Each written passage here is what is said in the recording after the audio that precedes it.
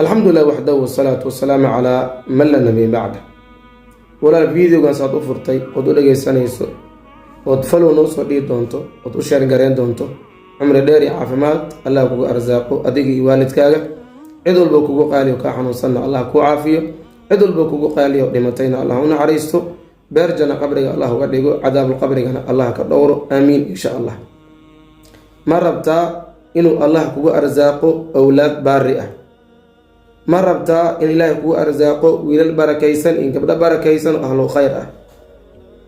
ma rabtaa gurigaaga inuu ilaahay kugu camiro wiilal iyo gabdho? ma tahay qof intaasoo sano rajaynayo oo sugayay inuu ilaahay ku arsaaqo awlaad? qur-aan badan isa saartay, in badan ducaysatay, sadaqo badan aada bixisay, dhaqaatiir fara badan aad u tagtay si uu ilaahay awlaad kuu siiyaa. haddaad awlaad doonayso oo aad rabto inuu ilaahay kugu arsaaqo, dhagayso qisadan kuna ducayso ducadan ka dambayso. sheekh la yidhaaho sheekh saalax almaqaamisi waa imaam iyo khadiibkii hore ee masjidka quba ee barakaysan ee magaalada madiina ku dhow. masaajidka imaamka iyo khadiibka joogi jira wuxuu yidhi, muddo dhowr sano ah ayaan xaaskayga wada joognay, ilaahina owlaad uguma arsaaqin, anoo qur-aanka akhrisanayo, ducada badinayo, dhaqaatiirna waan tagnay. maalin dambe waxay gu soo dhacday duco uu ku ducaysan jiray nebi zakariya calayhi salaam inaan ku ducaystaa. ducadii baan ku ducaystay, waxaan isiri intee baad ka akhrisaa, inteena ku akhrisaa? yacni tiro ahaan waxaan jeclaystay tirada 40-ka ilaahay qur-aanka in badan ku soo celceliyey inaan 40 jeer ku celceliyaa. meel lagu ducaystay intee u wanaagsan sujuudda inaan ku ducaystaa.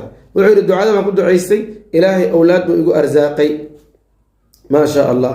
ilaa hadda wuxuu yidhi owlaad barakaysan baa ilaahay isiiyaa. cid kastoo ii timaadana waa u sheegaa ducadaasi ku ducaysaan, ilaahay owlaad buu ku arsaaqaa. aniga qisadaa qof baan u sheegay oo aan isnaqaano, wuu la imaaday, maanta ilaahay wuxuu ku arsaaqay wiilal iyo gabdho oo xaqiiqo ah. adigana haddaad ku ducaysato oo laasimtid oo badiso, ilaahay wuxuu kugu arsaaqayaa wiilal iyo gabdho barakaysan. ducadu maxay tahay? ducadu waa tana. waxaa laga rabaa odayga inuu ducadaa ku ducaysto muddo isbuuca asoo sujuudsan, gabadhana inay isbuuc ku ducaysato iyadoo sujuudsan 40 jeer. maxaa leedahay? rabbi laa tadarnii fardan wa anta khayru lwaarihiin. rabbi laa tadarnii fardan wa anta khayru lwaarihiin. nebi zakariya ku ducaysay oo ilaahay ku baryay subxaana wa tacaala, ilaahayna wuxuu ku arsaaqay isag waayeel ah wiil barakaysan oo weliba nebi laga dhigay, nebi yaxye calayhi salaam. adigana ku ducayso ducada, cid kastana u sheergaray, laasim ha quusanin, ha niyad jabin. waxaad arki doontaa gurigaagu allah kugu camiray wiilal iyo gabdho barakaysan insha allah.